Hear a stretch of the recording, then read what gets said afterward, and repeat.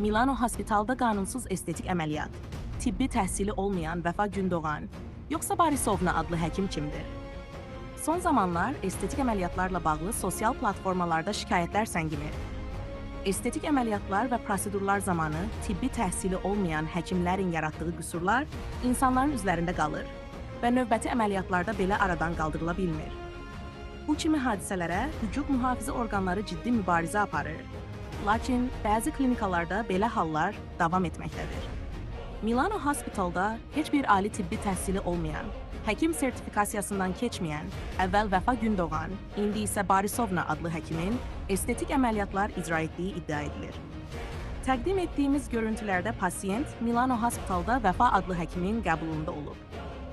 Estetik əməliyyat, üzgərmə əməliyyatı üçün Milano Hospital'da Vəfa adlı həkimlə 5500 manata razılaşıblar. Həkim məsləhəti ilə təcrübəli anestezioloqun əməliyyatda iştirak edəcəyi bildirilir.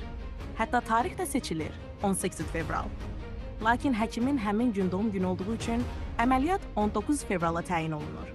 Pasiyentin Vəfa həkimə nə qədər vaxta sağlayacağam sualına isə 15 gün sonra tikişlər açılacaq və normal həyata qayıdacaqsınız. Həmçinin narkozdan ayılacaqsınız cavabı verilir. Güzgü önündə pasiyent Vəfa həkimə bir neçə dəfə siz əməliyyatı icra edəcəksiniz sualını verir və Vəfa həkim də təsdiq edərək bildirir ki, bəli, əməliyyatı özü edəcək. Bununla da sövdələşmə və digər tibbi prosedurlar barədə danışıqlar aparılır. 15 gün demək olar ki, sağalma prosesi 67% tamamlanır. 15 günə də saflarınızı sökürək, normal həyata dönə bilirsiniz. Qiymətiniz sizin olmuşu üzünüz 5500.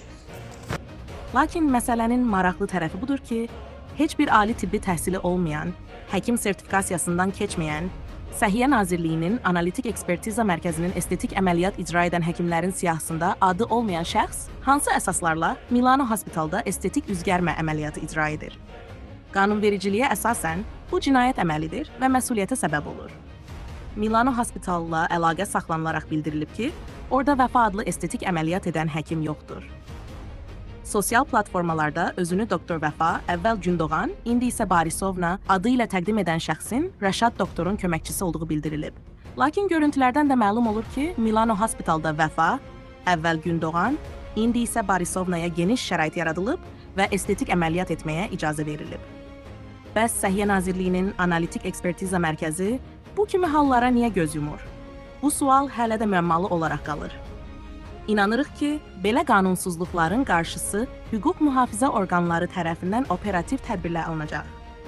Xəbərdə adı keçən şəxslərin və aidiyyəti qurumların da fikirlərini yayımlamağa hazırıq.